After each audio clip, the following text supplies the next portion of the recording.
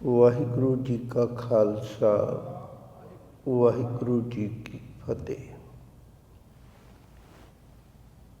ਜਪਜੀ ਸਾਹਿਬ ਦੀ ਆਰੰਭਤਾ ਵਿੱਚ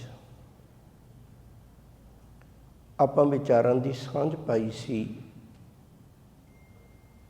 ਜਪਜੀ ਸਾਹਿਬ ਇੱਕ ਉਹ ਯਾਤਰਾ ਹੈ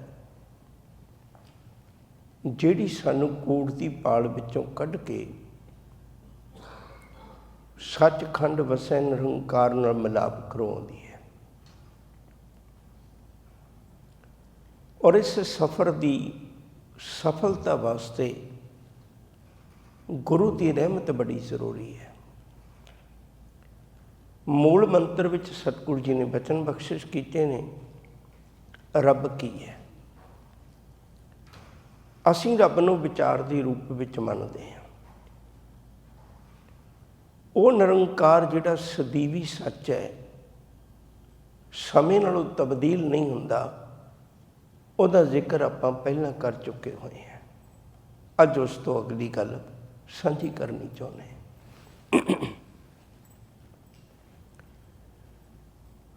ਸੋਚ ਅਤੇ ਸੱਚ ਬਿਲਕੁਲ ਛੋਟਾ ਜਿਹਾ ਅੰਤਰ ਹੈ। ਜੇ ਮਨੁੱਖ ਨੇ ਉਸ ਸੱਚ ਨੂੰ ਪਾਉਣਾ ਹੈ ਤਾਂ ਦੁਨੀਆ ਦਾ ਇੱਕ ਭਰਮ ਸੀ ਵੀ ਮੈਨੂੰ ਸੁੱਚਾ ਹੋਣਾ ਚਾਹੀਦਾ ਹੈ। ਸਭ ਕਹਿੰਦੇ ਨਹੀਂ, ਸੁੱਚੇ ਹੋਣ ਦੀ ਲੋੜ ਨਹੀਂ, ਸੱਚੇ ਹੋਣ ਦੀ ਲੋੜ ਹੈ। ਸੁੱਚੇ ਹੋਣ ਲਈ ਤਾਂ ਜਿੰਨਾ ਮਰਜ਼ੀ ਯਤਨ ਕਰ ਲਈਏ, ਮਨੁੱਖ ਸੁੱਚਾ ਹੋ ਹੀ ਨਹੀਂ ਸਕਦਾ। ਹਾਂ, ਸੱਚਾ ਹੋ ਸਕਦਾ ਹੈ। ਇਸ ਲਈ ਹਜ਼ੂਰ ਨੇ ਕਿਰਪਾ ਕੀਤੀ, ਤੈਨੂੰ ਸੁੱਚੇ ਹੋਣ ਦੀ ਜ਼ਰੂਰਤ ਨਹੀਂ, ਤੈਨੂੰ ਸੱਚੇ ਹੋਣ ਦੀ ਜ਼ਰੂਰਤ ਹੈ। ਦੁਨੀਆ ਦੇ ਅੰਦਰ 4 ਤਰ੍ਹਾਂ ਦੇ ਕਰਮ ਕਾਂਡ ਉਸ ਵੇਲੇ ਪ੍ਰਮੁੱਖ ਸਨ। ਇਹ ਕੁਦਰਤੀ ਗੱਲ ਹੈ ਵੀ ਜ਼ਿਕਰ ਭਾਵੇਂ 4 ਦਾ ਹੋਵੇ, ਪਰ ਅਸਲ ਵਿੱਚ ਉਹ ਸਮੁੱਚੇ ਕਰਮ ਕਾਂਡਾਂ ਦਾ ਹੀ ਜ਼ਿਕਰ ਹੁੰਦਾ ਹੈ। 4 ਤਰ੍ਹਾਂ ਦੇ ਕਰਮ ਕਾਂਡ ਜਿਹੜੇ ਸਨ ਉਹ ਦੁਨੀਆ ਦੇ ਵਿੱਚ ਪ੍ਰਮੁੱਖ ਸਨ, ਜਿਨ੍ਹਾਂ ਦੇ ਅਧੀਨ ਲੋਕ ਧਰਮ ਨੂੰ ਕਮਾਉਣ ਦੀ ਕੋਸ਼ਿਸ਼ ਕਰ ਰਹੇ ਸਨ, ਪਰ ਜਿਹੜਾ ਭਰਮ ਹੈ ਉਹ ਧਰਮ ਦੇ ਵਿੱਚ ਨਹੀਂ ਬਦਲਦਾ। ਉਹ 4 ਕਰਮ ਕਾਂਡ ਕਿਹੜੇ ਨੇ, ਉਹਨਾਂ ਦਾ ਅੱਜ ਦੀਆਂ ਪੌੜੀਆਂ ਵਿੱਚ ਜ਼ਿਕਰ ਆਏਗਾ। ਸ਼ੁਰੂਆਤ ਕਰੀਏ। ਸੋਚੈ ਸੋਚ ਨਾ ਹੋਵਈ, ਜੇ ਸੋਚੀ ਲੱਖ ਵਾਰ। ਇਹ ਪਹਿਲੀ ਗੱਲ ਹੈ। ਲੋਕਾਂ ਨੇ ਸੋਚ ਲਿਆ ਸੀ ਭਈ ਮੈਂ ਕਿਸੇ ਤੀਰਥ 'ਤੇ ਜਾਂ ਕਿਸੇ ਖਾਸ ਵਿਧੀ ਵਿਧਾਨ ਨਾਲ ਆਪਣੇ ਤਰੀਕੇ ਨਾਲ ਇਸ਼ਨਾਨ ਕਰਾਂ ਅਤੇ ਸ਼ਾਇਦ ਮੈਂ ਇਵੇਂ ਮਾਲਕ ਦੇ ਦਰ 'ਤੇ ਸੁੱਚਾ ਹੋ ਕੇ ਪ੍ਰਵਾਨ ਹੋ ਜਾਵਾਂਗਾ। ਹਜ਼ੂਰ ਕਹਿਣ ਲੱਗੇ ਵੀ ਭਲਿਆ, ਪਹਿਲੀ ਗੱਲ ਤਾਂ ਇਹ ਵੀ ਤੈਨੂੰ ਇਹੋ ਹੀ ਨਹੀਂ ਪਤਾ ਵੀ ਮੈਲ ਲੱਗੀ ਕਿੱਥੇ ਹੋਈ ਹੈ। ਅੰਦਰੋਂ ਝੂਠੇ, ਪੈਜ ਬਾਹਰ, ਦੁਨੀਆ ਅੰਦਰ ਫੈਲ। 68 ਤੀਰਥ ਜੇ ਨਾਵੇ, ਉਤਰੇ ਨਾ ਹੀ ਮੈਲ। ਜਾਂ ਫਿਰ ਅੰਮ੍ਰਿਤ ਬਚਨ ਪੜ੍ਹਨੇ, ਅੰਤਰ ਮਲ ਲੱਗੀ ਨਹੀਂ ਜਾਣੇ, ਬਾਹਰੋਂ ਮਲ ਮਲ ਧੋਵੇ। ਇਹ ਪਹਿਲਾ ਕਰਮ ਕਾਂਡ ਸੀ ਜਿਹੜਾ ਇੱਕੋ ਹੀ ਪੰਕਤੀ 'ਚ ਕੈਸਾ ਖੂਬਸੂਰਤ ਬਿਆਨ ਕਰ ਦਿੱਤਾ। ਦੁਨੀਆ ਦੇ 68 ਤੀਰਥਾਂ 'ਤੇ ਤਰ੍ਹਾਂ ਤਰ੍ਹਾਂ ਦੇ ਜਾ ਕੇ ਇਸ਼ਨਾਨ ਕਰਨ ਦੀ ਸਮੁੱਚੀ ਮਹਾਨਤਾ ਨੂੰ ਰੱਦ ਕਰ ਦਿੱਤਾ। ਨਹੀਂ, ਇਹਦੀ ਲੋੜ ਨਹੀਂ ਹੈ। ਸੋਚ ਦਾ ਅਰਥ ਹੁੰਦਾ ਪਵਿੱਤਰਤਾ। ਇਹ ਆਪਾਂ ਅਰਥ ਕਿਉਂ ਕੀਤੇ, ਇਸ ਲਈ ਵੀ ਗੁਰਬਾਣੀ 'ਚ ਸ਼ਬਦ ਕਈ ਵਾਰੀ ਵਰਤਿਆ ਹੋਇਆ। ਜਿਵੇਂ ਮੈਂ ਦ੍ਰਿਸ਼ਟਾਂਤ ਦਿਆਂ, ਸੋਚ ਕਰੈ ਦਿਨਸ ਅਰ ਰਾਤ, ਮਨ ਕੀ ਮੈਲ ਨਾ ਤਨ ਤੇ ਜਾਤ। ਸੁੱਚ ਰੱਖਣ ਦੀ ਦਿਨ ਰਾਤ ਬੰਦਾ ਕੋਸ਼ਿਸ਼ ਕਰਦਾ ਹੈ, ਪਰ ਹਕੀਕਤ ਇਹ ਹੈ ਵੀ ਮਨ ਦੀ ਮੈਲ ਤਨ ਦੇ ਧੋਤਿਆਂ ਪਾਰ ਨਹੀਂ ਹੁੰਦੀ। ਦੂਜੀ ਉਦਾਹਰਨ ਬੜੀ ਪਿਆਰੀ ਹੈ। ਕਰੀ ਪਾਕ ਸਾਲ ਸੋਚ ਪਵਿੱਤਰਾ, ਹੁਣ ਲਾਭੋ ਭੋਗ ਹਰ ਰਾਏ। ਇੱਥੇ ਸੋਚ ਦਾ ਅਰਥ ਵੀ ਪਵਿੱਤਰਤਾ ਹੈ। ਸਤਿਗੁਰੂ ਜੀ ਨੇ ਕਿਰਪਾ ਕੀਤੀ ਭਈ ਮਨੁੱਖ ਲੱਖਾਂ ਵਾਰੀ ਕੋਸ਼ਿਸ਼ ਕਰੇ, ਉਪਰਾਲੇ ਕਰੇ, ਕਿਸੇ ਤਰ੍ਹਾਂ ਮੈਂ ਦੁਨੀਆ 'ਚ ਸੁੱਚਾ ਰਹਿ ਸਕਾਂ। ਕਹਿਣ ਲੱਗੇ ਇਹ ਭਰਮ ਹੈ, ਸੁੱਚਾ ਹੋ ਨਹੀਂ ਸਕਦਾ। ਇਸ ਲਈ ਸਮੁੱਚੇ ਤੀਰਥਾਂ 'ਤੇ ਜਿਨ੍ਹਾਂ ਦੇ ਉੱਤੇ ਬੜਾ ਵੱਡਾ ਕਰਮਕਾਂਡ ਕਮਾਇਆ ਜਾਂਦਾ ਸੀ, ਤੀਰਥ ਜਾਓ ਤਾਂ ਹਉ ਹਉ ਕਰਤੇ, ਪੰਡਤ ਪੁੱਛੋ ਤੋਂ ਮਾਇਆ ਰਾਤੇ। ਤੀਰਥ ਨਾਏ ਨਾ ਉਤਰ ਸਮੈਲ। ਤੀਰਥਾਂ 'ਤੇ ਇਸ਼ਨਾਨ ਕਰਿਆ ਮਨੁੱਖ ਦੇ ਜੀਵਨ ਵਿੱਚ ਇਹੋ ਜਿਹੀ ਜੀਵਨ ਜੁਗਤ ਨਹੀਂ ਆ ਸਕਦੀ ਵੀ ਉਹ ਰੱਬ ਦੇ ਦਰ 'ਤੇ ਮੂੰਹ ਦਿਖਾਉਣ ਜੋਗਾ ਹੋ ਜਾਏ।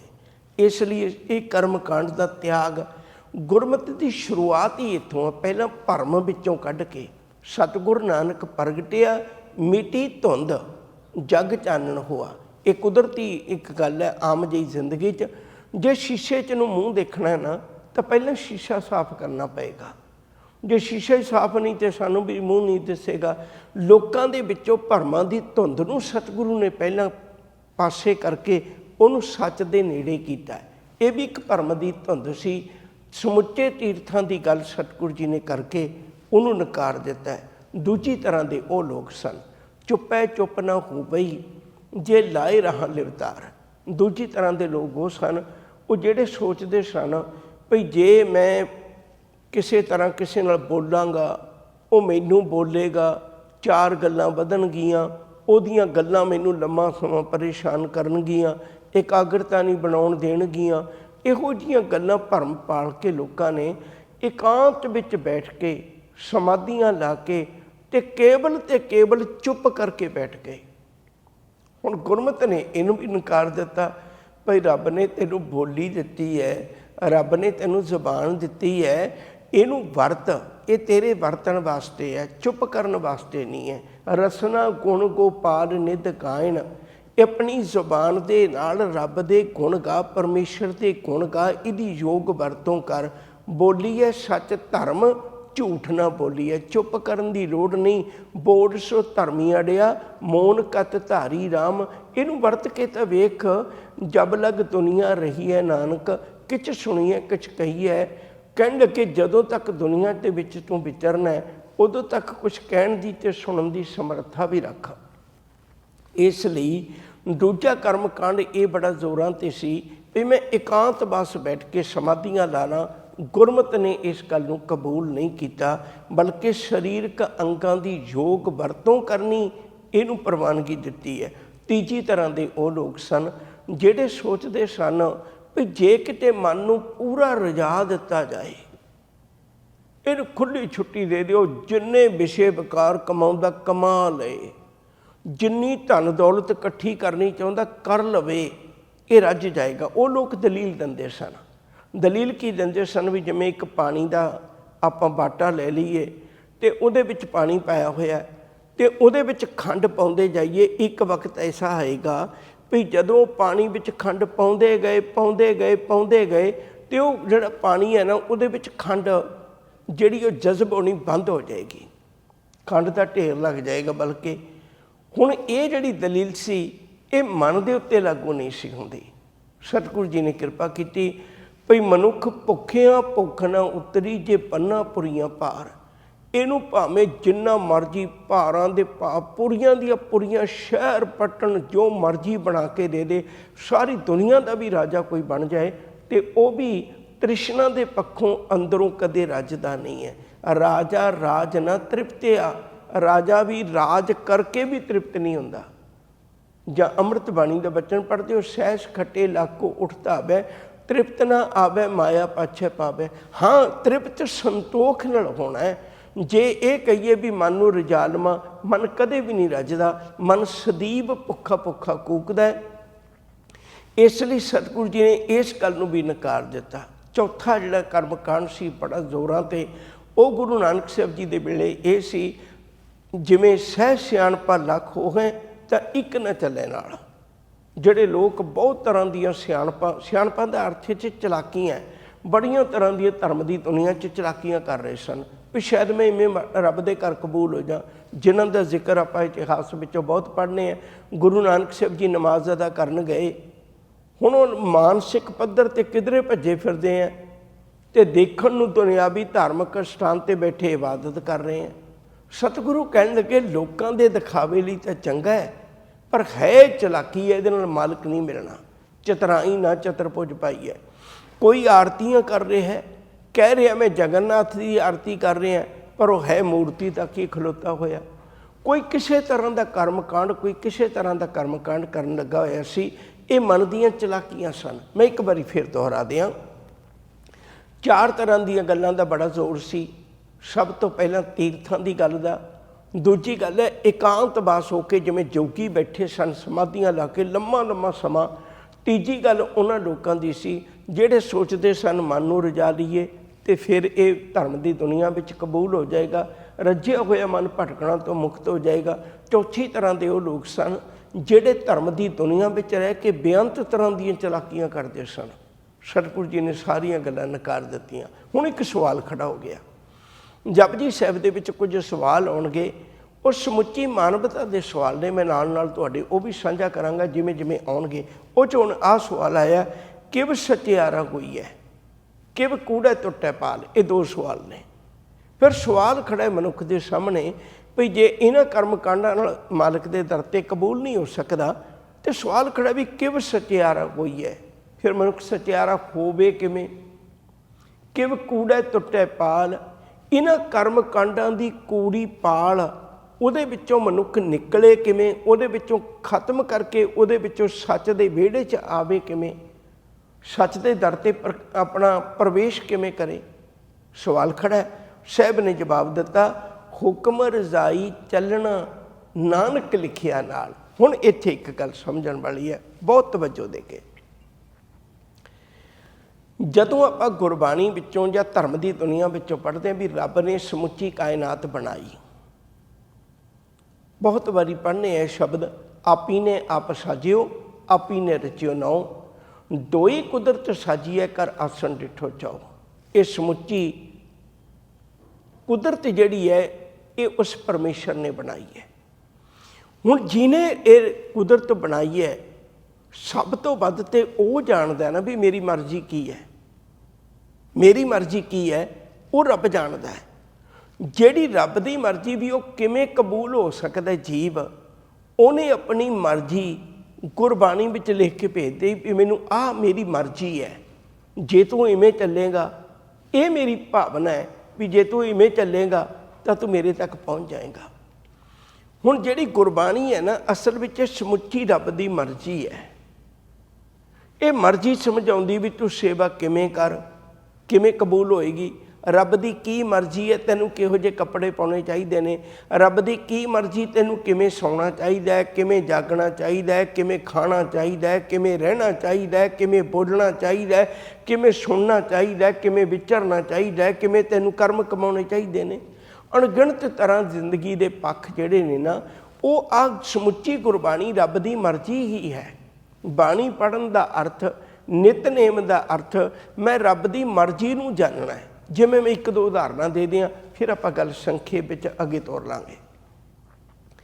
हुण साध सेवा कीती सफल है जित सतगुर का मन मन्ने। सतगुर का मन मन्निया तां पाप कसमल भन्ने। सेवा वो कबूल है जिहड़ी सतगुरु का मन मन जाए। पर आपां कदे सोच के करने हैं भी सतगुरु का मन किवें मन्ने।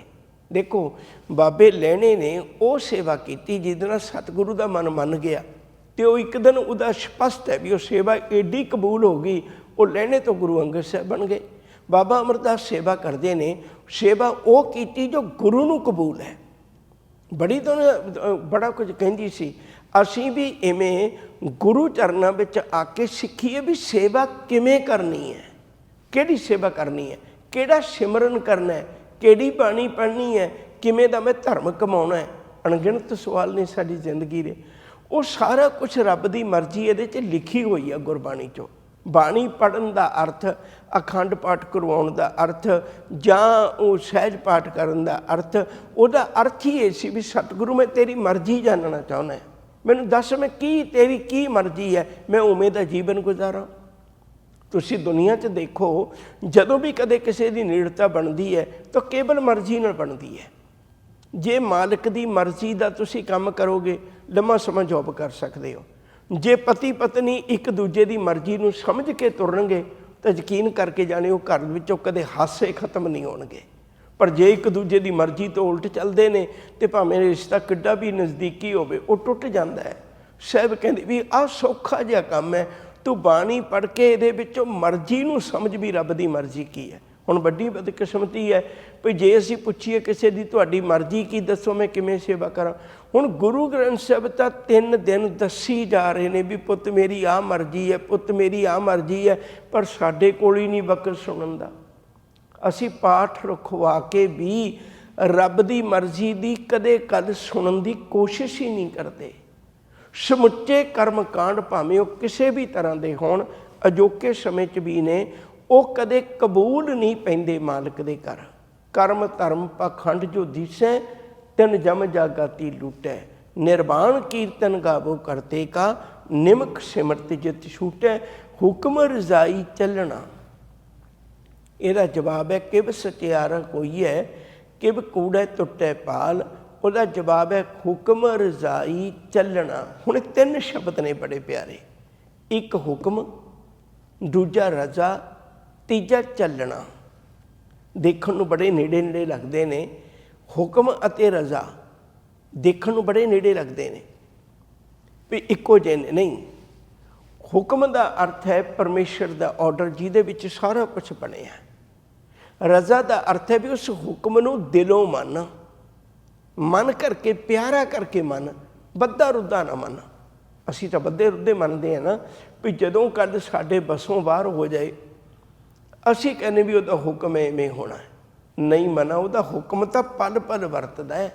ਅੱਗੇ ਜਾ ਕੇ ਆਪਾਂ ਸਾਂਝ ਕਰਾਂਗੇ ਹੁਕਮ ਦੀ ਵੀ। ਹਜ਼ੂਰ ਕਿਰਪਾ ਕਰਦੇ ਨੇ ਹੁਕਮ ਰਜ਼ਾਈ ਚੱਲਣਾ, ਉਹਦੇ ਹੁਕਮ ਵਿੱਚ ਖੁਸ਼ ਹੋ ਕੇ, ਉਹਦੇ ਹੁਕਮ ਵਿੱਚ ਖੁਸ਼ ਹੋ ਕੇ ਜੀਵਨ ਗੁਜ਼ਾਰ, ਬੱਧਾ ਰੁੱਧਾ ਨਾ ਜੀਵਨ ਗੁਜ਼ਾਰ। ਹੁਣ ਆਪਾਂ ਬੱਧੇ ਰੁੱਧੇ ਹੀ ਜੀਵਨ ਗੁਜ਼ਾਰਦੇ ਹਾਂ ਨਾ। ਤੁਸੀਂ ਦੇਖੋ ਬਾਹਰ ਖਲੋ ਕੇ ਘੰਟਿਆਂ ਬੱਧੀ ਖਲੋ ਸਕਨੇ ਹਾਂ, ਪਰ ਗੁਰੂ ਚਰਨਾਂ 'ਚ ਬੈਠਣਾ ਸਾਨੂੰ ਕਿੰਨਾ ਔਖਾ ਹੋ ਜਾਂਦਾ ਹੈ। ਕਿਸੇ ਨੂੰ ਵੀ ਕਹਿ ਲਓ, ਸਤਿਗੁਰੂ ਕਿਰਪਾ ਕਰਦੇ ਨੇ ਹੁਕਮ ਰਜ਼ਾਈ ਚੱਲਣਾ। ਤੀਜੀ ਗੱਲ ਹੈ ਚੱਲਣਾ। ਮੈਂ ਹੁਕਮ ਸੁਣ ਵੀ ਲਿਆ, ਹੁਕਮ ਨੂੰ ਪਿਆਰ ਵੀ ਕਰ ਲਿਆ, ਪਰ ਹੁਕਮ ਅਨੁਸਾਰ ਚੱਲਦਾ ਨਹੀਂ। ਅੱਜ 2 ਜ਼ਿੰਦਗੀਆਂ ਵੱਖੋ ਵੱਖਰੀਆਂ ਨੇ। ਸਾਡੀ ਗੁਰਦੁਆਰਾ ਸਾਹਿਬ ਦੇ ਅੰਦਰ ਦੀ ਜ਼ਿੰਦਗੀ ਹੋਰ ਤਰ੍ਹਾਂ ਦੀ ਹੈ, ਪਰ ਸਮਾਜ ਵਿੱਚ ਵਿਚਰਨ ਵਾਲੀ ਜ਼ਿੰਦਗੀ ਹੋਰ ਤਰ੍ਹਾਂ ਦੀ ਹੈ। ਗੁਰਮਤਿ ਇਹ ਨਹੀਂ ਸਿਖਾਉਂਦੀ।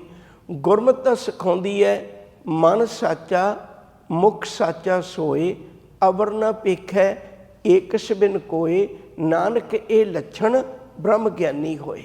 ਜਿਹੋ ਜਿਹਾ ਉਹਨੂੰ ਉਪਦੇਸ਼ ਮਿਲਿਆ ਉਹ ਜਿਹੇ ਹੀ ਕਰਮ ਆਪਣੇ ਜੀਵਨ ਵਿੱਚ ਕਮਾਉਂਦਾ ਹੈ, ਉਹ ਪ੍ਰਵਾਨ ਹੁੰਦਾ ਹੈ, ਉਹ ਕਬੂਲ ਹੁੰਦਾ ਹੈ। ਉਹਦਾ ਜੀਵਨ ਧਾਰਮਿਕ ਦੁਨੀਆ ਵਿੱਚ ਆ ਕੇ ਵੱਖਰਾ ਅਤੇ ਬਾਹਰ ਸਮਾਜ ਵਿੱਚ ਵੱਖਰਾ ਨਹੀਂ ਹੁੰਦਾ। ਹੁਕਮ ਰਜ਼ਾਈ ਚੱਲਣਾ, ਰੱਬ ਦੇ ਹੁਕਮਾਂ 'ਤੇ ਚੱਲਣਾ ਹੈ। ਮੈਂ ਉਹੋ ਜਿਹਾ ਜੀਵਨ ਗੁਜ਼ਾਰਨਾ ਹੈ, ਮੈਂ ਉਹੋ ਜਿਹੇ ਸ਼ੁਭ ਅਮਲ ਕਰਨੇ ਨੇ।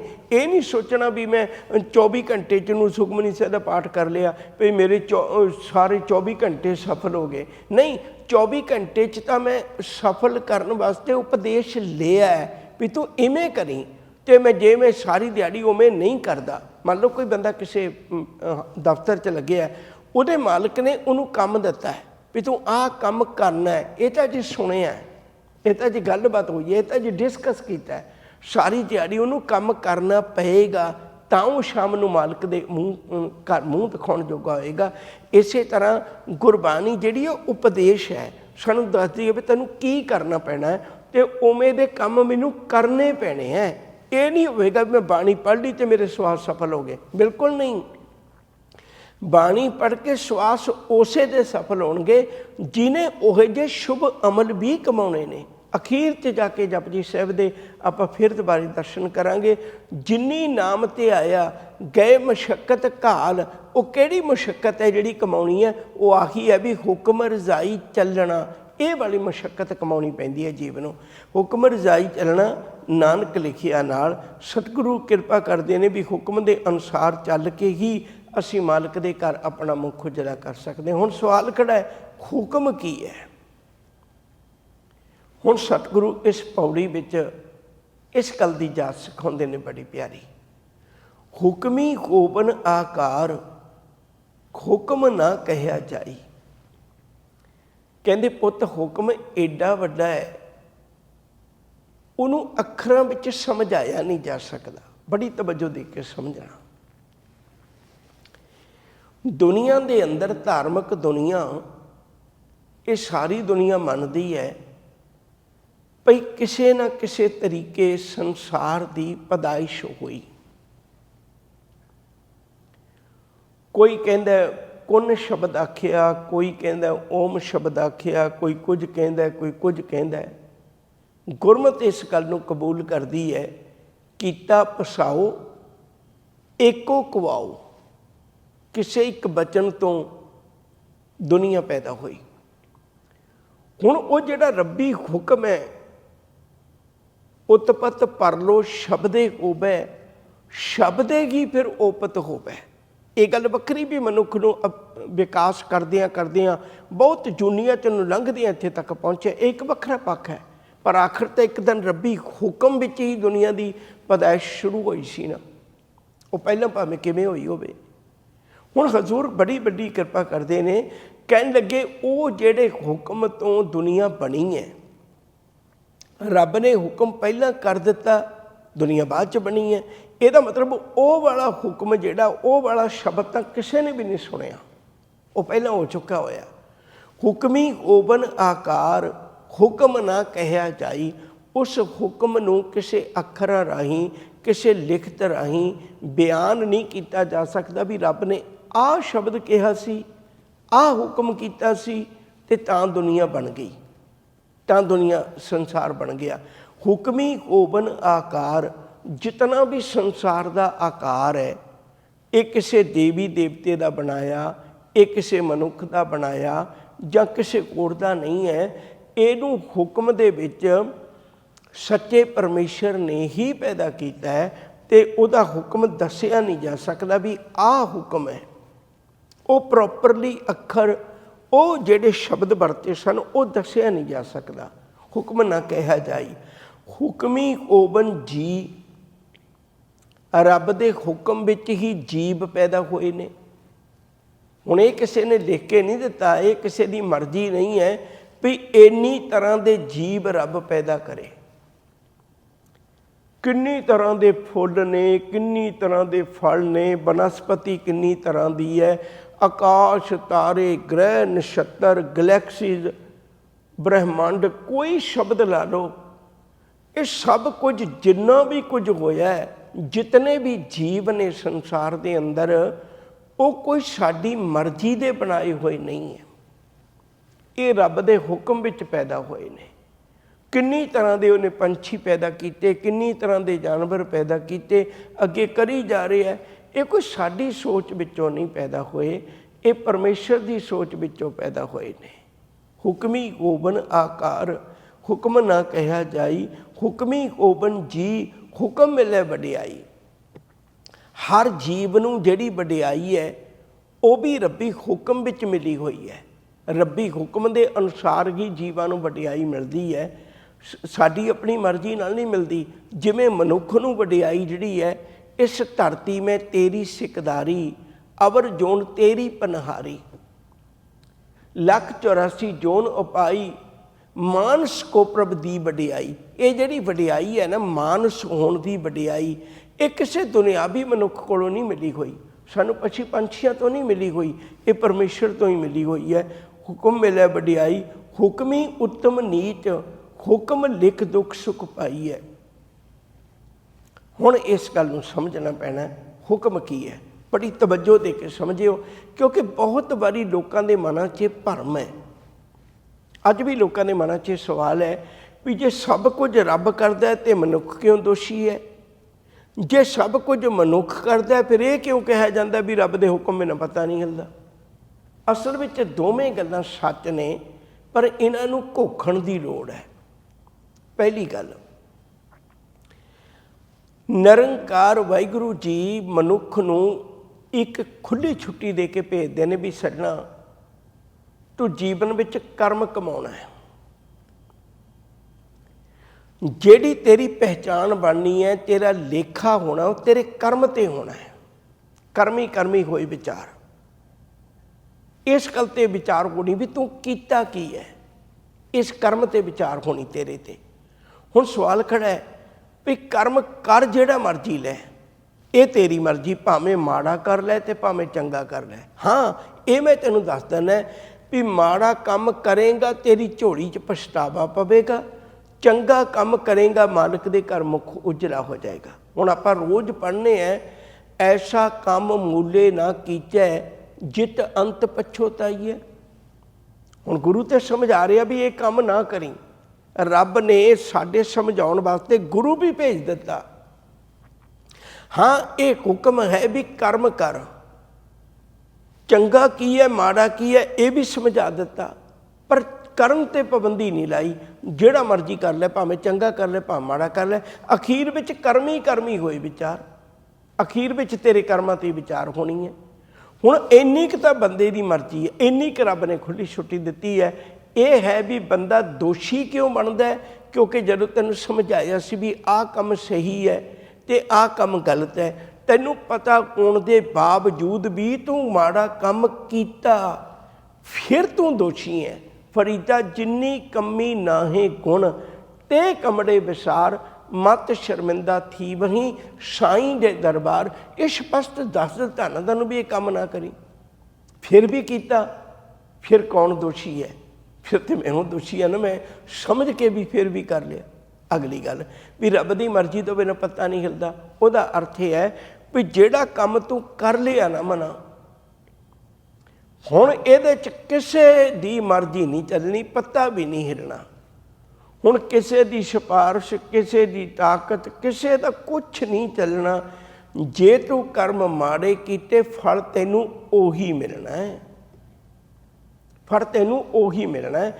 ਇਹ ਨਹੀਂ ਹੋ ਸਕਦਾ ਵੀ ਤੂੰ ਬੀਜੇ ਕੁਝ ਤੇ ਆਪਣੀ ਮਰਜ਼ੀ ਨਾਲ ਸੋਚੇ ਵੀ ਫਲ ਮੈਨੂੰ ਕੁਝ ਦਵਾ ਦੇ। ਹੁਣ ਸੰਸਾਰ ਸਾਰਾ ਇਸੇ ਗੱਲ 'ਚ ਉਲਝਿਆ ਹੋਇਆ ਜੀ, ਮੈਂ ਤਾਂ ਇੰਨੀਆਂ ਅਰਦਾਸਾਂ ਕੀਤੀਆਂ, ਉਹ ਭਲਿਆ ਇਹ ਤੂੰ ਉਹ ਗੱਲ ਕਰ ਰਿਹਾ। ਫਰੀਦਾ ਲੋੜੈ ਦਾਖ ਬਜੌਰੀਆਂ, ਕਿੱਕਰ ਬੀਜੈ ਜੱਟ, ਹੰਢੈ ਉੱਨ ਕਤਾਏਂ ਦਾ, ਪੈਂਦਾ ਲੋੜੈ ਪੱਟ। ਤੂੰ ਆਪਣੇ ਕਰਮਾਂ ਨੂੰ ਠੀਕ ਕਰ, ਤੈਨੂੰ ਅਰਦਾਸਾਂ ਕਰਨ ਦੀ ਵੀ ਲੋੜ ਨਹੀਂ ਪਵੇਗੀ। ਜੇ ਤੇਰੇ ਕਰਮ ਚੰਗੇ ਹੋਏ, ਤੇਰੇ ਕੰਮ ਚੰਗੇ ਹੋਏ, ਸ਼ੁਭ ਅਮਲ ਚੰਗੇ ਹੋਏ, ਤੇ ਯਕੀਨ ਕਰਕੇ ਜਾਣਿਓ ਮਾਲਕ ਦੇ ਘਰ ਕਬੂਲ ਹੋ ਜਾਏਗਾ। ਤੇਰੇ ਕਰਮਾਂ 'ਤੇ ਵਿਚਾਰ ਹੋਣੀ ਹੈ। ਪਰ ਜੇ ਤੂੰ ਇਹ ਕਹੇ ਵੀ ਕਰਮ ਮਾੜੇ ਕਰਾਂ, ਅਰਦਾਸ ਕਰਾਂ ਵੀ ਉਹ ਬੀਜਿਆ ਮੈਂ ਕਿੱਕਰ ਦਾ ਬੀਜ ਹੈ ਤੇ ਉਹਨੂੰ ਬਜੌੜ ਦੀਆਂ ਦਾਖਾਂ ਬਣਾ ਦੇ, ਇੱਥੇ ਹੁਣ ਪੱਤਾ ਨਹੀਂ ਝੁੱਲਣਾ ਸੱਜਣਾ, ਇੱਥੇ ਤੇਰੀ ਮਰਜ਼ੀ ਨਹੀਂ ਚੱਲਣੀ। ਇਹ ਹੈ ਰੱਬ ਦੀ ਮਰਜ਼ੀ। ਸਾਹਿਬ ਕਿਰਪਾ ਕਰਦੇ ਨੇ, ਹੁਕਮ ਦੇ ਅਨੁਸਾਰ ਇਹ ਰੱਬੀ ਹੁਕਮ ਹੈ ਭਈ ਜੇ ਚੰਗੇ ਕੰਮ ਕਰੇਗਾ ਉੱਤਮ ਬਣ ਜਾਏਗਾ, ਮਾੜੇ ਕੰਮ ਕਰੇਗਾ ਨੀਚ ਬਣ ਜਾਏਗਾ। ਇਹ ਰੱਬੀ ਹੁਕਮ ਹੈ। ਹੁਕਮੀ ਉੱਤਮ ਨੀਚ, ਹੁਕਮ ਲਿਖ ਦੁੱਖ ਸੁੱਖ ਪਾਈ ਹੈ। ਹੁਕਮ ਦੇ ਅਨੁਸਾਰ ਹੀ ਦੁੱਖ ਸੁੱਖ ਮਿਲਦੇ ਨੇ। ਜੇ ਮਾੜੇ ਕੰਮ ਕੀਤੇ ਨੇ, ਹੁਣ ਮੈਂ ਕਿਸੇ ਦਾ ਭਲਾ ਹੀ ਨਹੀਂ ਚਾਹੁੰਦਾ ਤੇ ਫਿਰ ਮੈਨੂੰ ਸੁਖੀ ਕਿਵੇਂ ਮੈਂ ਹੋ ਸਕਣਾ? ਗੁਰਮਤਿ ਨੇ ਤਾਂ ਸਪਸ਼ਟ ਕਰ ਦਿੱਤਾ, ਪਰ ਕਾ ਬੁਰਾ ਨਾ ਰਾਖੋ ਚੀਤ, ਤੁਮ ਕੋ ਦੁੱਖ ਨਹੀਂ ਭਾਈ ਮੀਤ। ਆਪਣੇ ਅੰਦਰੋਂ ਈਰਖਾ ਦਵੈਸ਼ ਕੱਢ ਕੇ ਦੇਖ, ਤੇਰੇ ਜੀਵਨ ਦੇ ਦੁੱਖ ਮੁੱਕ ਜਾਣਗੇ। ਹੁਕਮ ਲਿਖ ਦੁੱਖ ਸੁੱਖ ਪਾਈਐ, ਇੱਕ ਨਾ ਹੁਕਮੀ ਬਖਸ਼ੀਸ਼, ਇੱਕ ਹੁਕਮੀ ਸਦਾ ਭਵਾਈ ਹੈ। ਹੁਣ ਤੇਰੇ ਕਰਮੀ ਹੋਏ ਵਿਚਾਰ ਤੋਂ ਬਾਅਦ ਇੱਕ ਉਹ ਨੇ ਜਿਹੜੇ ਹੁਕਮ ਦੇ ਅਨੁਸਾਰ ਬਖਸ਼ ਲਏ ਗਏ, ਬਖਸ਼ਿਸ਼ ਦੇ ਪਾਤਰ ਬਣ ਗਏ। ਇੱਕ ਉਹ ਸਨ ਜਿਨ੍ਹਾਂ ਦੇ ਕਰਮ ਇਹੋ ਜਿਹੇ ਸਨ, ਉਹ ਹੁਕਮ ਦੇ ਅਨੁਸਾਰ ਜੀਵਨ ਦੀ ਭਟਕਣਾ 'ਚ ਪੈ ਗਏ, ਉਹਨਾਂ ਨੂੰ ਟਿਕਾਣਾ ਨਾ ਮਿਲ ਸਕਿਆ। ਹੁਕਮੇ ਅੰਦਰ ਸਭ ਕੋ, ਬਾਹਰ ਹੁਕਮ ਨਾ ਕੋਏ। ਇਹ ਗੱਲ ਜਿਹੜੀ ਵੀ ਤੇਰੇ ਕਰਮਾਂ 'ਤੇ ਵਿਚਾਰ ਹੋਣੀ ਹੈ ਨਾ, ਤੇ ਉੱਥੇ ਰੱਬੀ ਹੁਕਮ ਹੀ ਚੱਲਣਾ ਹੈ। ਸੱਚਾ ਆਪ ਸੱਚਾ ਦਰਬਾਰ, ਸੱਚਾ ਆਪ ਹੈ, ਉਹ ਸੱਚਾ ਹੀ ਦਰਬਾਰ ਹੈ ਉਹਦਾ। ਉੱਥੇ ਕਿਸੇ ਹੋਰ ਦੀ ਮਰਜ਼ੀ ਨਹੀਂ ਚੱਲਣੀ। ਇਸ ਲਈ ਹੁਕਮੇ ਅੰਦਰ ਸਭ ਕੋ, ਮਤ ਸੋਚੀ ਕੱਲ ਮੇਰੇ ਕੀਤੇ ਮਾੜੇ ਕਰਮਾਂ ਦਾ ਫਲ ਮੈਨੂੰ ਨਹੀਂ ਮਿਲਣਾ। ਇਹ ਹੁਕਮ ਦੇ ਅੰਦਰ ਹੈ ਸਭ ਕੁਝ, ਹੁਕਮ ਤੋਂ ਬਾਹਰ ਨਹੀਂ। ਜੇ ਮੈਂ ਮਾੜਾ ਬੀਜਿਆ ਤੇ ਕੱਲ ਮੈਨੂੰ ਮਾੜਾ ਵੱਢਣ ਲਈ ਤਿਆਰ ਰਹਿਣਾ ਚਾਹੀਦਾ ਹੈ। ਇਹ ਹੁਕਮੇ ਅੰਦਰ ਸਭ ਕੋ ਹੈ, ਬਾਹਰ ਹੁਕਮ ਨਾ ਕੋਏ। ਇਸ ਰੱਬੀ ਨਿਯਮ ਤੋਂ ਬਾਹਰ ਕੁਛ ਵੀ ਨਹੀਂ ਹੈ। ਕੋਈ ਇਹ ਨਹੀਂ ਕਹਿ ਸਕਦਾ ਭਈ ਮੈਂ ਕਰਮ ਜਿਹੋ ਜਿਹੇ ਮਰਜ਼ੀ ਕਰਾਂ ਤੇ ਕੱਲ ਮੇਰੀ ਝੋਲੀ ਵਿੱਚ ਪਛਤਾਵਾ ਨਾ ਪਵੇ। ਐਸਾ ਹੋ ਨਹੀਂ ਸਕਣਾ। ਬਾਹਰ ਹੁਕਮ ਨਾ ਕੋਏ, ਨਾਨਕ ਹੁਕਮੈ ਜੇ ਬੁਝੈ। ਤਾਂ ਹਉਮੈ ਕਹਿ ਨਾ ਕੋਏ। ਹੁਣ ਦੇਖੋ ਕਿੱਡੀ ਪਿਆਰੀ ਗੱਲ ਹੈ। ਜੇ ਕਿਤੇ ਮਨੁੱਖ ਹੁਕਮ ਨੂੰ ਬੁੱਝ ਲਵੇ ਫਿਰ ਉਹ ਹੰਕਾਰ ਦੇ ਕੰਮ ਨਹੀਂ ਕਰਦਾ। ਨਾਨਕ ਹੁਕਮੈ ਜੇ ਬੁੱਝੈ, ਜੇ ਉਹ ਹੁਕਮ ਨੂੰ ਬੁੱਝ ਲਵੇ, ਸਮਝ ਲਵੇ ਵੀ ਜੇ ਤੇਰੇ ਕਰਮਾਂ 'ਤੇ ਵਿਚਾਰ ਹੋਣੀ ਹੈ ਮਨਾ, ਤੇ ਫਿਰ ਕਰਮ ਆਪਣੇ ਚੰਗੇ ਕਰ ਲੈ। ਨਾਨਕ ਹੁਕਮੈ ਜੇ ਬੁੱਝੈ ਤਾਂ ਹਉਮੈ ਕਹਿ ਨਾ ਕੋਏ। ਫਿਰ ਬੰਦਾ ਇਹ ਨਹੀਂ ਕਹਿੰਦਾ ਵੀ ਆਹ ਮੈਂ ਕੀਤਾ, ਆਹ ਮੈਂ ਐਵੇਂ ਕੀਤਾ। ਫਿਰ ਉਹ ਹੰਕਾਰ ਛੱਡ ਦਿੰਦਾ। ਹਉਮੈ ਨੂੰ ਖਤਮ ਕਰਨ ਦਾ ਢੰਗ ਇੱਕੋ ਹੀ ਹੈ, ਹੁਕਮ ਨੂੰ ਬੁੱਝ ਲੈਣਾ। ਜਿਸ ਦਿਨ ਮੈਂ ਗੁਰੂ ਹੁਕਮ ਨੂੰ ਬੁੱਝ ਲਿਆ, ਸ਼ਬਦ ਨੂੰ ਬੁੱਝ ਲਿਆ, ਉਸ ਦਿਨ ਮਨੁੱਖ ਹੰਕਾਰ ਛੱਡ ਦਿੰਦਾ। ਤਾਂ ਹਉਮੈ ਕਹਿ ਨਾ ਕੋਏ। ਫਿਰ ਉਹ ਹੰਕਾਰ ਦੀਆਂ ਗੱਲਾਂ ਨਹੀਂ ਕਰਦਾ। ਜਿਹੜਾ ਰੱਬੀ ਹੁਕਮ ਨੂੰ ਪਛਾਣ ਲੈਂਦਾ। ਦੋ ਚੀਜ਼ਾਂ ਕਦੇ ਇਕੱਠੀਆਂ ਨਹੀਂ ਹੋ ਸਕਦੀਆਂ। ਹੁਕਮ ਵਿੱਚ ਮੰਨਣ ਵਾਲਾ ਹੰਕਾਰੀ ਨਹੀਂ ਹੋ ਸਕਦਾ, ਹੰਕਾਰੀ ਬੰਦਾ ਕਦੇ ਆਗਿਆਕਾਰੀ ਨਹੀਂ ਹੋ ਸਕਦਾ। ਦੋ ਗੱਲਾਂ ਕਦੇ ਇਕੱਠੀਆਂ ਨਹੀਂ ਹੋ ਸਕਦੀਆਂ। ਹੰਕਾਰੀ ਬੰਦਾ ਆਗਿਆਕਾਰੀ ਨਹੀਂ ਹੁੰਦਾ, ਆਗਿਆਕਾਰੀ ਹੰਕਾਰੀ ਨਹੀਂ ਹੁੰਦਾ। ਦੋਵੇਂ ਵੱਖੋ ਵੱਖਰੇ ਪੱਖ ਨੇ। ਅਗਲੀ ਪੌੜੀ ਹੈ ਜੀ, ਮੈਂ ਹੁਕਮ ਨੂੰ ਬੁੱਝਣ ਵਾਸਤੇ ਹੁਣ ਕੀ ਕਰਾਂ, ਮੈਂ ਕਿਵੇਂ ਸਮਝਾਂ ਇਸ ਗੱਲ ਨੂੰ, ਅਤੇ ਮੈਂ ਇਸ ਆਪਣੇ ਜੀਵਨ ਵਿੱਚੋਂ ਇਸ ਗੱਲ ਨੂੰ ਕਿਵੇਂ ਕੱਢਾਂ। ਹੁਣ ਇਹ ਅਗਲੀ ਪੌੜੀ 'ਚ ਬੜਾ ਪਿਆਰਾ ਬੋਲ ਹੈ, ਧਿਆਨ ਨਾਲ ਸੁਣੋ ਜੀ। ਸਭ ਕਹਿੰਦੇ ਗਾਵੇ ਕੋ ਤਾਣ, ਹੋਵੇ ਕਿਸੇ ਤਾਣ। ਇੱਥੇ ਹੀ ਹੰਕਾਰ ਖਤਮ ਹੋ ਜਾਣਾ ਜੇ ਕਿਤੇ ਸੋਚ ਕੇ ਤੁਰੀਏ। ਗਾਵੇ ਕੋ ਤਾਣ, ਤਾਣ ਦਾ ਅਰਥ ਹੁੰਦਾ ਜ਼ੋਰ। ਹੇ ਰੱਬਾ, ਦੁਨੀਆ ਅੰਦਰ ਕੋਈ ਤੇਰੀ ਸਮਰੱਥਾ ਨੂੰ ਪ੍ਰਗਟ ਕਰ ਰਿਹਾ ਵੀ ਤੂੰ ਕਿੱਡਾ ਵੱਡਾ ਦਾਤਾ ਹੈ, ਕਿੱਡਾ ਵੱਡਾ ਕਰਤਾ ਹੈ, ਕਿੱਡਾ ਵੱਡਾ ਪਰਮੇਸ਼ਰ ਹੈ। ਅਣਗਿਣਤ ਇਹੋ ਜਿਹੀਆਂ ਗੱਲਾਂ, ਇਹ ਜਿੰਨੀਆਂ ਵੀ ਨੇ, ਇਹ ਸਾਰੀਆਂ ਦੀਆਂ ਸਾਰੀਆਂ ਉਸ ਦੇ ਤਾਣ ਜ਼ੋਰ ਨੂੰ ਗਾ ਰਹੇ ਹੈ। ਸ਼ੀਹਾਂ ਬਾਜਾਂ ਚਰਗਾਂ ਕੋਈਆਂ, ਇਹਨਾਂ ਖਵਾਲੇ ਘਾਹ ਘਾਹ ਖਾਣ ਤਿੰਨ ਮਾਸ ਖਵਾਲੇ। ਇਹ ਚਲਾਏ ਰਾਹ ਨਦੀਆਂ ਵਿੱਚ ਟਿੱਬੇ ਦਿਖਾਲੇ, ਥਲੀ ਕਰੇ ਅਸਗਾ ਕੀੜਾ ਥਾਪ ਦੇਹੀਂ ਪਾਤਸ਼ਾਹੀ, ਲਸ਼ਕਰ ਕਰੇ ਸੁਆ। ਜਿੰਨੀ ਵੀ ਦੁਨੀਆ ਵਿੱਚ ਗੱਲਬਾਤ ਹੋ ਰਹੀ ਹੈ ਨਾ, ਉਹ ਰੱਬ ਦੀ ਸਮਰੱਥਾ ਹੀ ਹੈ, ਰੱਬ ਦੀ ਤਾਕਤ ਹੀ ਹੈ, ਰੱਬ ਦਾ ਤਾਣ ਹੀ ਹੈ, ਰੱਬ ਦਾ ਜ਼ੋਰ ਹੀ ਹੈ। ਅਸੀਂ ਉਹਨੂੰ ਹੀ ਗਾ ਰਹੇ ਹਾਂ। ਗਾਵੇ ਕੋ ਤਾਣ, ਕੋਈ ਤੇਰੇ ਤਾਣ ਨੂੰ, ਕੋਈ ਤੇਰੇ ਜ਼ੋਰ ਨੂੰ ਬਿਆਨ ਕਰਦਾ। ਪਰ ਉਹ ਕਦੋਂ ਕਰਦਾ? ਹੋਵੇ ਕਿਸੇ ਤਾਣ, ਜੇ ਉਹਨੂੰ ਉਹ ਤਾਣ ਗਾਉਣ ਦੀ, ਜੇ ਉਹਨੂੰ ਉਹ ਤਾਕਤ ਨੂੰ ਗਾਉਣ ਦੀ ਸਮਰੱਥਾ ਰੱਬ ਨੇ ਦਿੱਤੀ ਹੈ। ਬਸ ਇੱਥੇ ਹੰਕਾਰ ਖਤਮ ਹੋ ਸਕਦਾ ਪਹਿਲੇ ਪੜਾਅ 'ਤੇ ਹੀ। ਫਿਰ ਬੰਦਾ ਕਦੇ ਨਹੀਂ ਕਹੇਗਾ ਵੀ ਮੈਂ ਇੰਨੇ ਪਾਠ ਕਰਦਾ, ਮੈਂ ਇੰਨੀ ਸੇਵਾ ਕਰਦਾ, ਮੈਂ ਇੰਨਾ ਸਿਮਰਨ ਕਰਦਾ। ਕਿਉਂਕਿ ਗਾਵੇ ਕੋ ਤਾਣ, ਹੋਵੇ ਕਿਸੇ ਤਾਣ। ਜੇ ਤੂੰ ਸਮਰੱਥਾ ਦਿੰਦਾ ਤੇ ਕੋਈ ਤਾਂ ਗਾਉਂਦਾ ਹੈ। ਫਿਰ ਤੇ ਉਹ ਕਹਿੰਦਾ ਵੀ ਗੁਣ ਨਿਧਾਨ, ਗੁਣ ਤਿੰਨ ਹੀ ਗਾਏ। ਜਾਂ ਕੋ ਕਿਰਪਾ ਧਾਰੀ, ਸੋ ਸੁਖੀਆ ਧਨ ਉਸ ਜਨਮਾ, ਨਾਨਕ ਤਿਸ ਬਲਿਹਾਰੀ। ਜਿਹੜਾ ਕਹਿੰਦਾ ਨਾ ਵੀ ਆਪ ਜਪਾਏ, ਜਪੈ ਸੋ ਨਾਉ, ਆਹ ਅਵਸਥਾ ਹੈ ਉਹ ਸ਼ਬਦ ਦੇ ਵਿੱਚ। ਮੈਂ ਤੇਰੀ ਦਿੱਤੀ ਤਾਕਤ ਨਾਲ ਹੀ ਤੇਰੇ ਗੁਣ ਗਾ ਰਹੇ ਹਾਂ, ਮੇਰਾ ਆਪਣਾ ਕੁਛ ਵੀ ਨਹੀਂ। ਜੇ ਤੇਰੇ ਦਿੱਤੇ ਜ਼ੋਰ ਨਾਲ ਹੀ ਤੇਰਾ ਜ਼ੋਰ ਗਾ ਰਹੇ ਹੈ, ਤੇ ਫਿਰ ਮੇਰਾ ਹੰਕਾਰ ਕਿਸ ਗੱਲ ਦਾ। ਗਾਵੇ ਕੋ ਤਾਣ, ਹੋਵੇ ਕਿਸੇ ਤਾਣ। ਗਾਵੇ ਕੋ ਦਾਤ ਜਾਣੇ ਨਿਸ਼ਾਨ। ਇਹ ਬੜੀ ਪਿਆਰੀ ਬਾਤ ਹੈ। ਸੰਸਾਰ ਅੰਦਰ ਹਰੇਕ ਮਨੁੱਖ ਆਪਣੀ ਜ਼ੁਬਾਨ 'ਤੇ ਇਤਰਾਜ਼ ਲਈ ਫਿਰਦਾ ਹੈ, ਰੱਬ ਦੇ ਲਈ ਉਲਾਮੇ ਲਈ ਫਿਰਦਾ। ਮੈਨੂੰ ਆਹ ਨਹੀਂ ਦਿੱਤਾ, ਮੈਨੂੰ ਉਹ ਨਹੀਂ ਦਿੱਤਾ। ਹਮੇਸ਼ਾ ਸਾਰੀ ਜ਼ਿੰਦਗੀ ਆਪਣੀਆਂ ਕਮੀਆਂ ਕਮਜ਼ੋਰੀਆਂ ਨੂੰ ਹੀ ਬਿਆਨ ਕਰਦਾ ਰਿਹਾ। ਮਨਮੁਖ ਮੂਲੋਂ ਭੁੱਲਿਆ, ਵਿੱਚ ਲੱਭ ਲੋਭ ਅਹੰਕਾਰ। ਝਗੜਾ ਕਰਦਿਆਂ ਅਣਦਿਨ ਗੁਜ਼ਰੈ, ਸ਼ਬਦ ਨਾ ਕਰੇ ਵਿਚਾਰ। ਸ਼ੁੱਧ ਮਤ ਕਰਤੈ ਹਿਰ ਲਈ, ਬੋਲਣ ਸਭ ਬੇਕਾਰ। ਅਗਲੀ ਪੰਕਤੀ ਬੜੀ ਪਿਆਰੀ। ਦਿੱਤੈ ਕਿਤੈ ਨਾ ਸੰਤੋਖੀ ਹੈ। ਉਹਨੂੰ ਜੋ ਮਰਜ਼ੀ ਦੇ ਦਿਓ, ਉਹ ਕਦੇ ਰੱਜਦਾ ਹੀ ਨਹੀਂ, ਸੰਤੋਖ ਕਰਦਾ ਹੀ ਨਹੀਂ, ਤ੍ਰਿਪਤ ਹੁੰਦਾ ਹੀ ਨਹੀਂ ਕਦੇ ਉਹ। ਅੰਤਰ ਤ੍ਰਿਸ਼ਨਾ ਅਗਿਆਨ ਅੰਧਾਰ, ਉਹਦੇ ਅੰਦਰਲੀ ਤ੍ਰਿਸ਼ਨਾ ਉਹਨੂੰ ਸ਼ਾਂਤ ਨਹੀਂ ਹੋਣ ਦਿੰਦੀ। ਹੁਣ ਸਾਹਿਬ ਕਿਰਪਾ ਕਰਦੇ ਨੇ, ਕਹਿੰਦੇ ਵੀ ਜਿਹੜਾ ਹੁਕਮ ਨੂੰ ਬੁੱਝ ਲੈਂਦਾ ਨਾ, ਉਹ ਇਹ ਨਹੀਂ ਕਹਿੰਦਾ ਵੀ ਤੂੰ ਮੈਨੂੰ ਆਹ ਨਹੀਂ ਦਿੱਤਾ, ਆਹ ਨਹੀਂ ਦਿੱਤਾ। ਉਹ ਉਲਟਾ ਕਰਨ ਲੱਗ ਜਾਂਦਾ। ਉਹ ਕਹਿੰਦਾ ਰੱਬਾ ਤੂੰ ਮੈਨੂੰ ਆਹ ਵੀ ਦਿੱਤਾ, ਮੈਨੂੰ ਆਹ ਵੀ ਦਿੱਤਾ, ਮੈਨੂੰ ਆਹ ਵੀ ਦਿੱਤਾ। ਕਮਾਲ ਹੈ, ਮੈਂ ਤਾਂ ਇਹਦੇ ਯੋਗ ਹੀ ਨਹੀਂ ਸੀ, ਮੈਂ ਤਾਂ ਇਹਦੇ ਯੋਗ ਹੀ ਨਹੀਂ ਸੀ। ਉਹਦੀ ਸੋਚ ਕਿੱਡੀ ਪੋਜ਼ਿਟਿਵ ਬਣ ਜਾਂਦੀ ਹੈ। ਗਾਵੇ ਕੋ ਦਾਤ ਜਾਣੇ ਨਿਸ਼ਾਨ, ਉਹ ਤੇਰੀਆਂ ਦਾਤਾਂ ਨੂੰ ਤੇਰੀਆਂ ਨਿਸ਼ਾਨੀਆਂ ਜਾਣ ਕੇ ਗਾਉਂਦਾ ਵੀ ਰੱਬਾ ਤੂੰ ਮੈਨੂੰ ਪਿਆਰ ਵਜੋਂ ਇਹ ਦਾਤਾਂ ਦਿੱਤੀਆਂ ਨੇ, ਮੈਂ ਕੋਈ ਇਹਦੇ ਕਾਬਲ ਨਹੀਂ ਸੀ, ਮੈਂ ਕੋਈ ਇਹਦੇ ਲਈ ਕੋਈ ਮੁੱਲ ਨਹੀਂ ਦਿੱਤਾ, ਤੂੰ ਕਿੱਡਾ ਵਧੀਆ ਘਰ ਦਿੱਤਾ ਹੈ। ਮੈਂ ਥੋੜ੍ਹਾ ਜਿਹਾ ਇੱਕ ਜ਼ਿਕਰ ਕਰਕੇ ਅੱਗੇ ਗੱਲ ਤੋਰਨੀ ਹੈ। ਸੁਖਮਨੀ ਸਾਹਿਬ ਵਿੱਚ ਬੜੀ ਨਵੇਕਲੀ ਕਿਸਮ ਦਾ ਸਿਮਰਨ ਕਰਨ ਦਾ ਜ਼ਿਕਰ ਹੈ ਸੁਖਮਨੀ ਸਾਹਿਬ ਦੀ ਬਾਣੀ ਵਿੱਚ।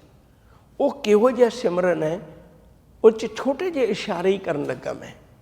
ਸਾਹਿਬ ਕਹਿੰਦੇ ਜਿਹਦੀ ਕਿਰਪਾ ਨਾਲ ਤੇਰੇ ਕੋਲ ਦੇਹ ਅਰੋਗਤਾ ਨਾ, ਦੇਹ ਅਰੋਗਤਾ ਦਾ ਸ਼ੁਕਰ ਕਰੇ, ਸਿਮਰਨ ਬਣ ਜਾਣਾ। ਜੈ ਪ੍ਰਸਾਦ ਅਰੋਗ ਕੰਚਨ ਦੇਹੀ, ਲਿਵ ਲਾਭੋ ਤਿਸ ਰਾਮ ਸਨੇਹੀ। ਇਵੇਂ ਯਾਦ ਰੱਖ ਰੱਬ ਨੂੰ। ਫਿਰ ਅੱਗੇ ਅਣਗਿਣਤ ਐਸੇ ਬਚਨ ਨੇ, ਜੈ ਪ੍ਰਸਾਦ ਤੇਰੇ ਕਾਰਜ ਪੂਰੇ, ਤਿਸੈ ਜਾਨ ਮਨ ਸਦਾ ਹਜ਼ੂਰੇ। ਜੈ ਪ੍ਰਸਾਦ ਸੁਖ ਸੇਜ ਸਬੀਜੈ, ਮਨ ਆਠ ਪਹਿਰ ਤਾਂ ਕਾ ਜਸ ਗਬੀਜੈ। ਇਹ ਵੱਖੋ ਵੱਖਰੀਆਂ ਪੰਕਤੀਆਂ ਨੇ। ਜਿਹਦੀ ਕਿਰਪਾ ਨਾਲ ਤੈਨੂੰ ਨੀਂਦ ਆ ਗਈ ਨਾ, ਤੂੰ ਰੱਜ ਕੇ ਸੌਂ ਲਿਆ। ਜੇ ਸਵੇਰੇ ਉੱਠ ਕੇ ਸ਼ੁਕਰ ਕੀਤਾ ਵੀ ਤੇਰੀ ਕਿਰਪਾ ਨਾਲ ਅੱਜ ਮੈਨੂੰ ਬੜੀ ਗਹਿਰੀ ਨੀਂਦ ਆਈ ਹੈ ਨਾ, ਤੇਰੀ ਨੀਂਦ ਵੀ ਇਬਾਦਤ ਬਣ ਜਾਣੀ ਹੈ। ਤੇਰੇ ਸਾਹਮਣੇ ਥਾਲੀ ਪਈ ਹੈ, ਪ੍ਰਸ਼ਾਦਾ ਛਕਣ ਲੱਗਾ, ਜੇ ਇਹ ਕਹਿਤਾ ਨਾ ਜੈ ਪ੍ਰਸਾਦ 36 ਅੰਮ੍ਰਿਤ ਖਾਹੇ, ਤਿਸ ਠਾਕੁਰ ਕੋ ਰੱਖ ਮਨ ਮਾਹੇ। ਲੋਕਾਂ ਦੇ ਭੁੱਖਿਆਂ ਰਹਿਣ ਦੀ ਵੀ ਬੰਦਗੀ ਕਬੂਲ ਨਹੀਂ ਹੋਣੀ, ਤੇਰੀ ਰੱਜ ਕੇ ਵੀ ਬੰਦਗੀ ਕਬੂਲ ਹੋ ਜਾਣੀ ਹੈ। ਅਣਗਿਣਤ ਐਸੇ ਬਚਨ ਨੇ। ਹੁਣ ਸਾਹਿਬ ਕਹਿੰਦੇ ਨੇ ਵੀ ਗਾਵੇ ਕੋ ਦਾਤ ਜਾਣੇ ਨਿਸ਼ਾਨ।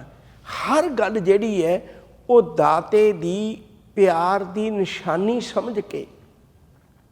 ਤੁਸੀਂ ਦੇਖਿਆ ਹੋਵੇਗਾ ਬਹੁਤ ਵਾਰੀ ਆਪਾਂ ਇੱਕ ਦੂਜੇ ਨੂੰ ਮੌਕਿਆਂ ਦੇ ਉੱਤੇ ਕਈ ਵਾਰੀ ਸਮੇਂ ਐਸੇ ਬਣਦੇ ਨੇ, ਇੱਕ ਦੂਜੇ ਨੂੰ ਗਿਫਟ ਦਿੰਦੇ ਆ ਅਤੇ ਉਹ ਬੰਦਾ ਕਿੱਡਾ ਸੰਭਾਲ ਕੇ ਰੱਖਦਾ।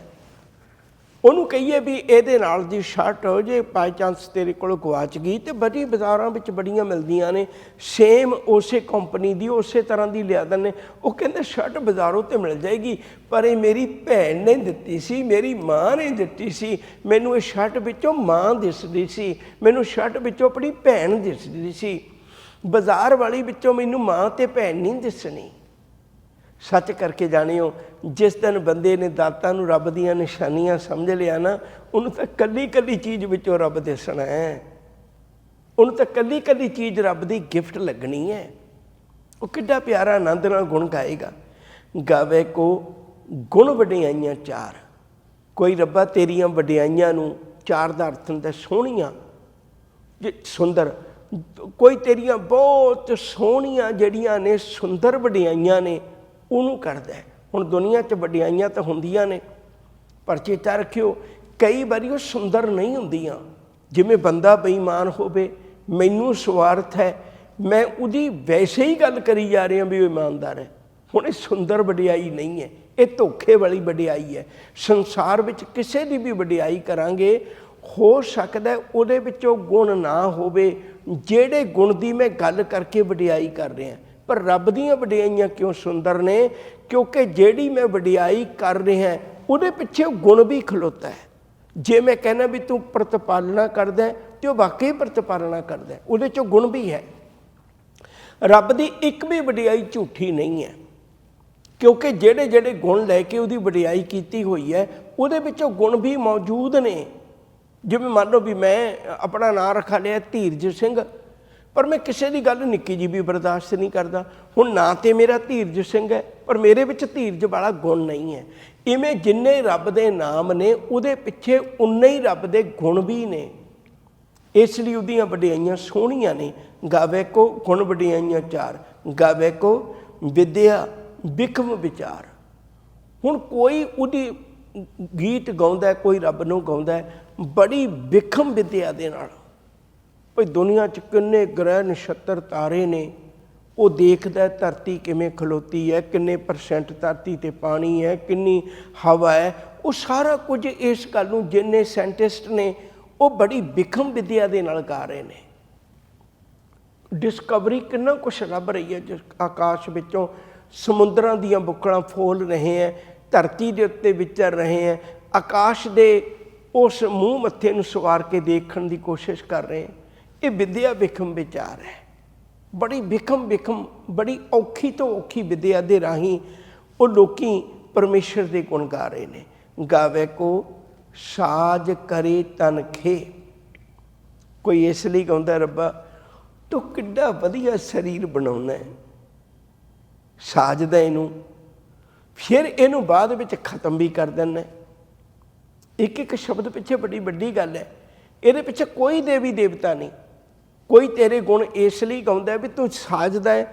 ਜਿੰਨੇ ਜੀਵਾਂ ਦੇ ਆਕਾਰ ਨੇ, ਜਿੰਨੀ ਸਾਜਨਾ ਹੁੰਦੀ ਹੈ, ਇਹ ਵਾਹਿਗੁਰੂ ਜੀ ਤੂੰ ਕਰਦਾ ਹੈ। ਆਹ ਸ਼ਬਦ ਕਿੱਡਾ ਪਿਆਰਾ ਹੈ, ਮਨੁੱਖ ਨੂੰ ਕਿੱਡਾ ਰੱਬ ਦੇ ਨੇੜੇ ਲੈ ਜਾਂਦਾ ਹੈ। ਮਾਤਾ ਕੇ ਉਦਰ ਮੈਂ ਪ੍ਰਤਪਾਲ ਕਰੇ, ਸੋ ਕਿਉਂ ਮਨੋ ਵਿਸਾਰੀ ਹੈ। ਉੱਥੇ ਕੋਈ ਨਹੀਂ ਸੀ, ਕਿਸ ਸੈੱਲ ਨੇ ਫੈਸਲਾ ਕੀਤਾ ਵੀ ਤੁਸੀਂ ਅੱਖਾਂ ਬਣਨਾ ਹੈ, ਤੁਸੀਂ ਦਿਲ ਬਣਨਾ ਹੈ, ਤੁਸੀਂ ਚਮੜੀ ਬਣਨਾ ਹੈ। ਉਹ ਮੈਂ ਨਹੀਂ ਡਿਜ਼ਾਈਨ ਕੀਤਾ, ਨਾ ਮੇਰੀ ਮਾਂ ਨੇ ਕੀਤਾ, ਹਾਲਾਂਕਿ ਮਾਂ ਦੀ ਕੁੱਖ ਵਿੱਚ ਹੈ। ਕੁੱਖ ਵਿੱਚ ਮੈਂ ਮਾਂ ਦੀ ਹੈ, ਪਰ ਪ੍ਰਤਪਾਲਣਾ ਕੋਈ ਹੋਰ ਕਰ ਰਿਹਾ, ਪ੍ਰਤਪਾਲਣਾ ਮਾਂ ਨਹੀਂ ਕਰ ਰਹੀ। ਬਹੁਤ ਪਿਆਰਾ ਬਚਨ ਹੈ, ਕਿਤੇ ਸਾਡੇ ਕਿੱਡੇ ਸ਼ੰਕੇ ਨਿਵਰਤ ਕਰ ਦਿੰਦਾ। ਮਾਤਾ ਕੇ ਉਦਰ ਮੈਂ ਪ੍ਰਤਪਾਲ ਕਰੇ, ਸੋ ਕਿਉਂ ਮਨੋ ਵਿਸਾਰੀ ਹੈ। ਮਨੋ ਕਿਉਂ ਵਿਸਾਰੀ ਹੈ, ਏਵੜ ਦਾਤਾ ਜੇ ਅਗਨ ਮੈਂ ਹਾਰ ਪਹੁੰਚਾਵੇ। ਉਸ ਨੂੰ ਕੋਈ ਪਹੁੰਚ ਨਾ ਸਕੀ, ਜਿਸ ਨੂੰ ਆਪਣੀ ਲਿਵ ਲਾਵੇ। ਆਪਣੀ ਲਿਵ ਆਪੇ ਲਾਏ, ਗੁਰਮੁਖ ਸਦਾ ਸੰਭਾਲੀ ਹੈ। ਕਹੇ ਨਾਨਕ ਏਵੜ ਦਾਤਾ, ਸੋ ਕਿਉਂ ਮਨੋ ਵਿਸਾਰੀ ਹੈ। ਤੂੰ ਆਪੇ ਹੀ ਸਾਜਦਾ ਹੈ ਤੇ ਆਪੇ ਹੀ ਇਸ ਤਨ ਨੂੰ ਖੇ ਕਰ ਦਿੰਦਾ। ਗਾਵੇ ਕੋ ਜੀ ਲੈ ਫਿਰਦੇ, ਤੂੰ ਸੰਸਾਰ ਨੂੰ ਜਿੰਦ ਦਿੰਦਾ ਤੇ ਸੰਸਾਰ ਕੋਲੋਂ ਜਿੰਦ ਲੈਣਾ। ਜਾਨ ਦੇਣੀ ਤੇ ਜਾਨ ਲੈਣੀ, ਇਹ ਤੇਰਾ ਹੀ ਕਰਮ ਹੈ। ਇਸੇ ਲਈ ਹਜ਼ੂਰ ਇੱਕ ਬਚਨ ਆਖਦੇ ਨੇ, ਵੈਦ ਕਹੈ ਹਉ ਹੀ ਭਲਾ, ਦਾਰੂ ਮੇਰੇ ਵਸ। ਇਹ ਤੋਂ ਬਸਤ ਗੋਪਾਲ ਕੀ ਜਪ ਪਾਵੈ ਲੈ ਖਸ। ਕਹਿੰਦੇ ਤੈਨੂੰ ਭੁਲੇਖਾ ਮਨਾ। ਗਾਵੇ ਕੋ ਜਾਪੈ ਦਿਸੈ ਦੂਰ, ਕੋਈ ਰੱਬ ਨੂੰ ਬਹੁਤ ਨੇੜੇ ਜਾਣ ਕੇ ਗਾਉਂਦਾ ਹੈ, ਕਿਸੇ ਨੂੰ ਰੱਬ ਬੜੀ ਦੂਰ ਪ੍ਰਤੀਤ ਹੁੰਦਾ। ਤਰ੍ਹਾਂ ਤਰ੍ਹਾਂ ਦੇ ਲੋਕੀ ਗਾਉਣ ਵਾਲੇ ਨੇ। ਗਾਵੇ ਕੋ ਵੇਖੇ ਹਾਦਰਾ ਖਦੂਰ, ਕੋਈ ਰੱਬ ਨੂੰ ਬਿਲਕੁਲ ਆਪਣੇ ਹਾਦਰ ਨਾਦਰ ਜਾਣਦਾ, ਨਜ਼ਦੀਕ ਜਾਣਦਾ, ਇਹ ਸਮਝਦਾ ਮੈਂ ਹਰ ਵਕਤ ਮਾਲਕ ਦੀ ਹਜ਼ੂਰੀ ਵਿੱਚ ਹੈ। ਕਥਨਾ ਕਥੀ ਨਾ ਆਵੇ ਟੋਟ, ਕਹਿੰਦੇ ਇਹੋ ਜਿਹੇ ਗਾਉਣ ਵਾਲਿਆਂ ਦੀ ਲੰਮੀ ਲਿਸਟ ਜਿੰਨਾ ਮਰਜ਼ੀ ਹੋਰ ਕਥਨ ਕਰੀ ਜਾਈਏ, ਉਹ ਕਦੇ ਟੋਟਾ ਨਹੀਂ ਆ ਸਕਦਾ। ਕਥ ਕਥ ਕਥੀ ਕੋਟੀ ਕੋਟ ਕੋਟ, ਔਰ ਰੱਬ ਨੇ ਕਥ ਕਥ ਕਥੀ ਕਥ ਕਥ ਕੇ ਅਣਗਿਣਤ ਵਾਰੀ ਦੇਖ ਲਿਆ। ਕਰੋੜਾਂ ਲੋਕੀ ਉਹਦਾ ਕਥਨ ਕਰ ਰਹੇ ਨੇ, ਪਰ ਸੱਚ ਕੀ ਹੈ, ਕਥਨਾ ਕਥੀ ਨਾ ਆਵੇ ਟੋਟ, ਕਥ ਕਥ ਕਥੀ ਕੋਟੀ ਕੋਟ ਕੋਟ। ਉਹਨੂੰ ਕਰੋੜਾਂ ਲੋਕਾਂ ਨੇ ਕਥਨ ਕੀਤਾ, ਪਰ ਉਹਦੀ ਆਖਰੀ ਗੱਲ ਨਹੀਂ ਕੋਈ ਬਿਆਨ ਕਰ ਸਕਿਆ। ਦੇਂਦਾ ਦੇ ਲੈਂਦੇ ਥੱਕ ਪਾਗੇ, ਜੁਗਾ ਜੁਗੰਤਰ ਖਾਗੀ ਖਾਗੇ। ਉਹ ਦਾਤਾਂ ਦੇਈ ਜਾਂਦਾ, ਜੀਵ ਉਹਦੇ ਦਰ ਤੋਂ ਮੰਗਦੇ ਨੇ ਤੇ ਖਾਂਦੇ ਆ ਰਹੇ ਨੇ। ਇਹ ਸਿਲਸਿਲਾ ਅੱਜ ਕੱਲ੍ਹ ਭਲਕੇ ਦਾ ਨਹੀਂ, ਜੁਗਾ ਜੁਗੰਤਰਾਂ ਤੋਂ ਚੱਲਿਆ ਆ ਰਿਹਾ। ਹੁਕਮੀ ਹੁਕਮ ਚਲਾਏ ਰਾਹ, ਨਾਨਕ ਵਿਖਸੈ ਬੇਪਰਵਾਹ। ਕਹਿੰਦੇ ਉਹ ਹਾਕਮ ਹੈ ਜਿਹੜਾ ਆਪਣੇ ਹੁਕਮ ਵਿੱਚ ਸੰਸਾਰ ਨੂੰ ਚਲਾ ਰਿਹਾ ਹੈ, ਤੇ ਇਹ ਜਿਹੜਾ ਸਮਝ ਲੈਂਦਾ ਉਹ ਮਾਲਕ ਦੇ ਦਰ 'ਤੇ ਕਬੂਲ ਹੋ ਜਾਂਦਾ। ਉਹ ਮਾਲਕ ਏਡੀ ਵੱਡੀ ਦੁਨੀਆ ਨੂੰ ਚਲਾਉਂਦਾ ਹੋਇਆ ਸਾਡੇ ਵਾਂਗੂ ਕਲਪਿਆ ਨਹੀਂ ਹੋਇਆ, ਬਲਕਿ ਨਾਨਕ ਵਿਖਸੈ ਬੇਪਰਵਾਹ। ਉਹ ਬਹੁਤ ਖੇੜੇ ਵਿੱਚ ਤੇ ਬਹੁਤ ਖੁਸ਼ ਹੈ, ਉਹ ਆਨੰਦ ਵਿੱਚ ਰਹਿੰਦਾ। ਉਹਦੇ ਕੋਲੋਂ ਦਾਤਾਂ ਸਿੱਖੀਏ। ਕਿੰਨੇ ਲੋਕ ਗਾਉਣ ਵਾਲੇ ਨੇ, ਵੱਖੋ ਵੱਖਰੀਆਂ ਤਰੀਕਿਆਂ ਦੇ ਅਨੁਸਾਰ ਗਾਉਣ ਵਾਲੇ ਨੇ। ਸਾਨੂੰ ਵੀ ਕਿਸੇ ਨਾਲ ਵੈਰ ਵਿਰੋਧਤਾ ਨਹੀਂ ਰੱਖਣੀ ਚਾਹੀਦੀ। ਕੋਈ ਰੱਬ ਨੂੰ ਕਿਵੇਂ ਗਾਉਂਦਾ, ਕੋਈ ਰੱਬ ਨੂੰ ਕਿਵੇਂ ਗਾਉਂਦਾ, ਸਾਰੇ ਗਾਉਣ ਵਾਲਿਆਂ ਨਾਲ ਪਿਆਰ ਕਰਨਾ ਚਾਹੀਦਾ। ਅਗਲੀਆਂ ਪੌੜੀਆਂ ਦੇ ਵਿਚਾਰ ਆਉਣ ਵਾਲੇ ਸਮੇਂ 'ਚ। ਭੁੱਲਾਂ ਦੀ ਖਿਮਾ, ਪਿਆਰ ਨਾਲ ਆਖੋ ਵਾਹਿਗੁਰੂ ਜੀ ਕਾ ਖਾਲਸਾ ਵਾਹਿਗੁਰੂ ਜੀ ਕੀ ਫਤਿਹ।